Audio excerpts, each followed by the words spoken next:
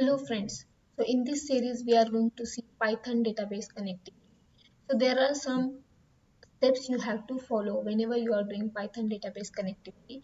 So here Python application will be there and database is your MySQL database. So that is the RDBMS, that is the MySQL RDBMS we are going to use for our Python database connectivity. So here you have to follow some steps in your application whenever you are writing this Python application. So first what you have to do, you have to import module. So driver module first you have to import, driver module import. So in our case, so we are using MySQL, so we have to import pymysql, pymysql. So these are very important steps and this can be asked in interview. So what are the Python database connectivity steps? So now first you have to import module, so whatever required, so that is the driver you need.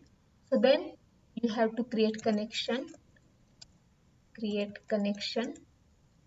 You have to create connection using this driver module. So then next third step is you have to create cursor. So all these steps we are going to see programmatically, don't worry about that. So now then you have to create cursor, and then fourth step is using cursor. Here you are creating cursor object. Here you are creating cursor object and using this cursor object run SQL query. Run or execute SQL query.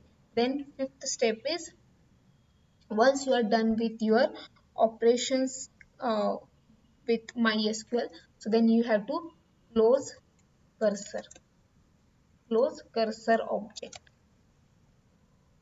Then you have to next step is close connection, right? So in this way, so these are the basic steps you have to follow. If you have observed here, first we have created connection and then we have created cursor object. But while closing, first we have closed the cursor object, then we have closed connection object, right? So these are the basic steps you have to follow whenever you are writing your Python application. Right? So these are the main steps and this can be asked in interview. So all these things we are going to see programmatically. Thanks for watching the video, and if you like the content of my channel, please subscribe and press bell icon to get notification. Thanks for watching the video.